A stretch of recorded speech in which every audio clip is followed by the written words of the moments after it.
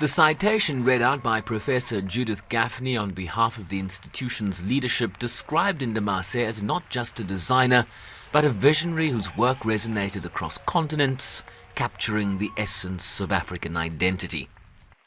I say this in the position of the president of this college, President Joyce F. Brown of the Fashion Institute of Technology, do hereby confer this special citation upon Sonwabile Ndamase for his design work that honors his South African cultural tradition, and in 2024 for his collection that honors the milestone and celebration of South Africa's 30 years of freedom from apartheid.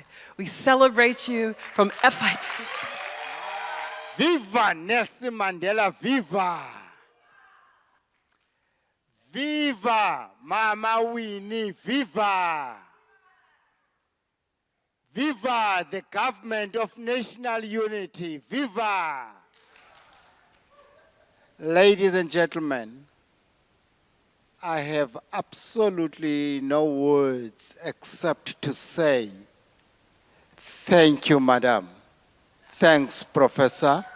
And I thank you all for tasting some of our creations.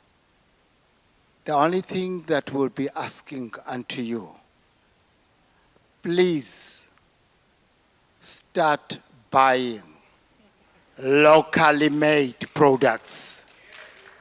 By doing so, you are helping our economy.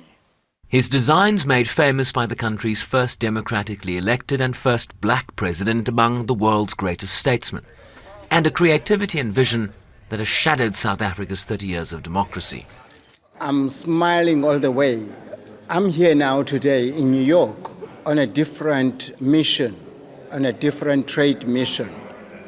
This, to me, means that the legacy of Madiba that I've traveled with, Nelson Rolihlahla Mandela, that I have traveled with him in some of these trade missions.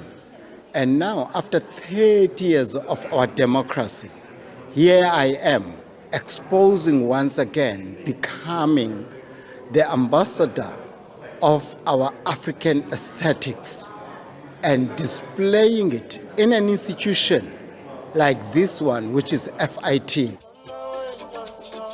He says his designs changed the status quo on what was acceptable presidential dress.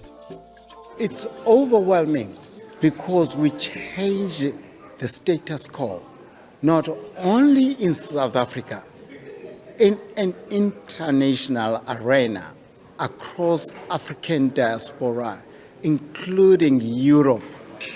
All people now are more comfortable in dressing in a Madiba way because they are taking that as the symbol of reconciliation, a symbol of healing the wounds of apartheid. And this is who we are as South African. And I'm quite pleased and proud that I am leading that into the whole entire world. The organizer, who's also a fellow designer and teacher, explains that this honor was 2 years in the making after their first encounter at Paris Fashion Week. That night at the reception for the show, when I heard his talk, it resonated with me of how he curated designs even for Nelson Mandela, using colors that would bring vibrancy but yet would stand for unity and peace in a nation. And that's what my brand is about. It's about bringing people together. It's about adding color to a room. And I truly believe that there is color therapy that changes the dynamics in a room. So his story resonated with me. So I said, you know what? It was really put upon my heart, God put it upon my heart that I needed to contact him and start journalizing and hear about his story. So for about 2 years, we've been dialoguing about his journey. And so I decided to put this together and do a documentary. So tonight is a celebration of his designs. He has a new collection, the Legacy Collection. Tonight is a celebration of that, and it's a celebration of him, the journey that he's been on, and to be a designer who endured apartheid and still could dream. The Legacy Collection, a tribute to South Africa's young democracy, 3 decades on and counting.